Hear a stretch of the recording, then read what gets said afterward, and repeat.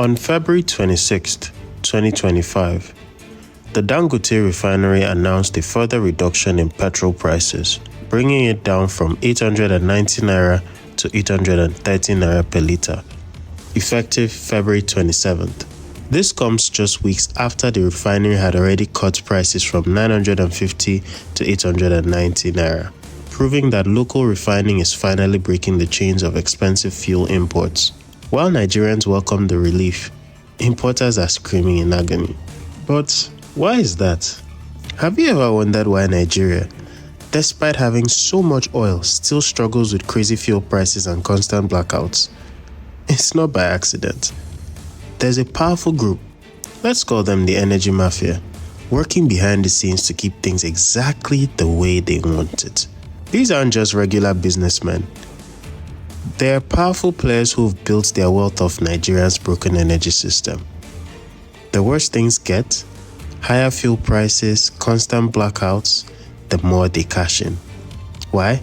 Because keeping things messy means less competition and more money in their pockets. Nigeria's energy crisis didn't just happen overnight.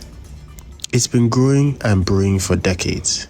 Back in the 1970s, when the oil boom should have turned Nigeria into an energy powerhouse, corruption and mismanagement took center stage. The system wasn't built to serve the people. It was built to benefit a select few. By the 1990s, things had gotten so bad that the National Electric Power Authority (NEPA) became a running joke. Never expect power always. But rather than fixing the problem, the elite saw an opportunity. As the national grid crumbled, private generator companies popped up, selling powers to those who could afford it. And guess who owned these companies? The same people making sure the electricity supply never improved. Then came the fuel subsidy drama. The government stepped in to help Nigerians with lower fuel prices. But behind the scenes, the energy mafia found ways to game the system. They hoarded fuel to create artificial scarcity, smuggled subsidized petrol out of the country to sell at higher prices, and manipulated supply chains to keep their grip on the industry. Every time someone tried to clean up the mess, they fought back, hard. This brings us to Aliko's salvation, the Dangote refinery. The refinery processed around 350,000 barrels of crude per day in the second half of 2024. In January, it processed 500,000 barrels per day. At full capacity, which is expected next month, a whopping 650,000 barrels per day, the Dangote refinery will be the 7th largest refinery in the world by production and the biggest in Africa. Aliko Dangote didn't just build a refinery. He's laid the foundation for a new Nigeria. His $20 billion Dangote Petroleum Refinery, located in Ibeju-Lekki, Lagos, is more than just an energy project. It's a strategic power play that will transform Nigeria's fuel supply, industrial growth, and even real estate development in one fell swoop. For decades, Nigeria has been at the mercy of fuel importers, spending billions of dollars annually to refine its own crude abroad, and then buy it back at inflated prices. Dangote's refinery is set to break that cycle. With the capacity to refine 650,000 barrels of crude oil per day, the refinery aims to eliminate fuel imports, reduce prices, and stabilize Nigeria's energy supply. Even the Zambian government wants to get in on the action, with their government interested in entering a business agreement with Dangote and his refinery. Zambia's energy ministry said on Monday that its senior officials' trip to Nigeria was part of the government's commitment to ensuring fuel security, competitive pricing, and supply stability for Zambians. Dangote's vision extends far beyond refining crude, though. The location of the refinery in Ibeju-Lekki is no coincidence. This once quiet coastal area is rapidly transforming into Nigeria's most sought-after investment hub. The Lekki Free Trade Zone, home to the refinery, is designed to attract foreign and local investors, creating a self-sustaining industrial and commercial ecosystem. With the Lekki Deep Seaport, Dangote's refinery, and several other major infrastructural projects in the works, Ibeju-Lekki is shaping up to be Nigeria's next major business and residential hub. Real estate prices have skyrocketed as investors scramble to secure land and properties before the area becomes fully developed. The demand for housing, commercial spaces, and logistics hubs is increasing as thousands of jobs are being created in the area. The ripple effects of these projects are massive. Increased job opportunities, booming real estate markets, energy self-sufficiency, and so on. Of course, you can imagine this doesn't sit well with the energy mafia, who have built their wealth on an inefficient system that forces Nigerians to rely on fuel imports. The opposition to Dangote's refinery has been subtle but deliberate. Delays, regulatory bottlenecks, and strategic resistance from industry players who see this project as a direct threat to their control.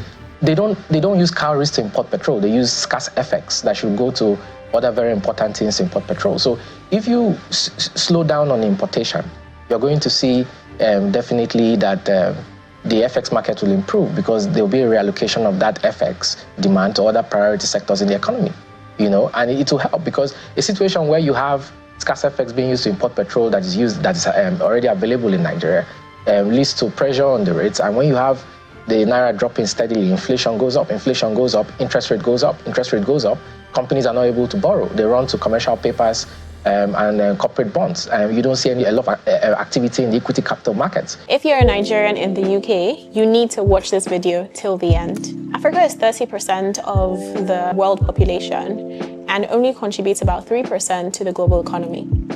That means that with a meager growth from 3% to 10%, there's billions of dollars to be made.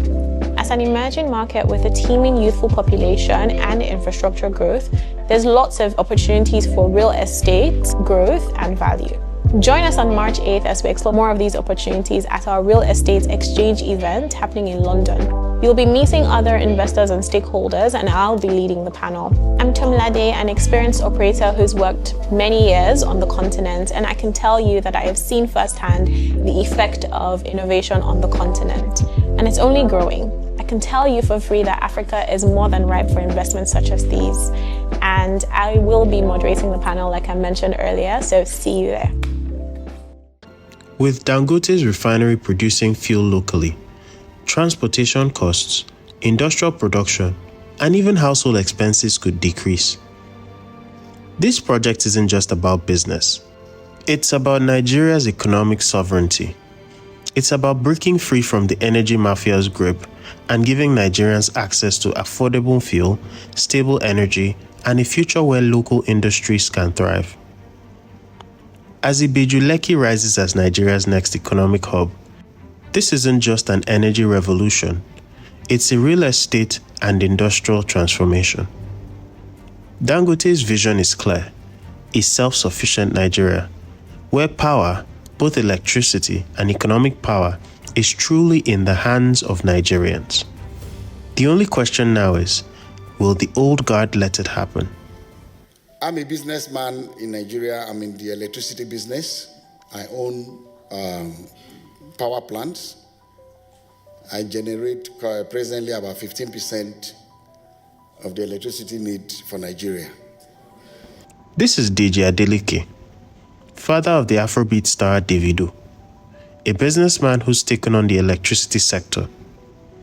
His company, Pacific Energy, claims to generate about 15% of Nigeria's electricity. He is also building a massive 1,250 megawatt power plant set to go live in 2025. This move could light up homes and businesses across the nation, reducing the frequent blackouts that have become all too familiar. But during the course of the design and getting all the permits, we ran into difficult government officials. For environmental reasons, our permit was denied. The particular government official that I held a meeting with told me to my face that your project will never see the light of day. But just like with Dangote, Adeleke's initiatives have not been smooth sailing. There are whispers of behind-the-scene meddling, permits getting lost, sudden regulatory changes, and other tactics straight out of the energy mafia's playbook. Their goal? To keep the status quo intact, of course, even if it means keeping the country in the dark. These individuals thrive on control. For years, they've kept Nigeria dependent on imported fuel and unreliable electricity, making sure no real change happens. By now, Dangote and Adeleke are shaking the table. Their work in refining power generation isn't just breaking the cycle. It's setting the stage for cheaper fuel, stable electricity, and real economic growth. A strong energy sector fuels everything else: manufacturing, technology, and even real estate. Just look at Ibejuleki. Once a quiet stretch of land, it's now the hottest investment zone, thanks to Dangote's refinery, the Lekki Free Trade Zone, and the deep sea port. Alaro City is another prime example. A smart city designed to thrive with stable energy and world-class infrastructure. As Nigeria gets its energy act together, these areas will see skyrocketing property values and massive investment returns. This fight isn't just about fuel prices or blackouts. It's about who controls Nigeria's future. The energy mafia won't go down without a fight, obviously. But with the right players driving change, the tide is turning. A self-sufficient Nigeria means lower costs, thriving businesses, and new wealth opportunities. The big question now: are we ready to take back control? If you're ready to lock in a property in this fast-growing area, whether for investment or future development, let's make it happen. We'll help you find the best deals, handle the paperwork, and set you up for solid returns. Don't wait till prices skyrocket. Send a message and let's secure your spot in Lagos's booming real estate market as we wait for the coming energy revolution.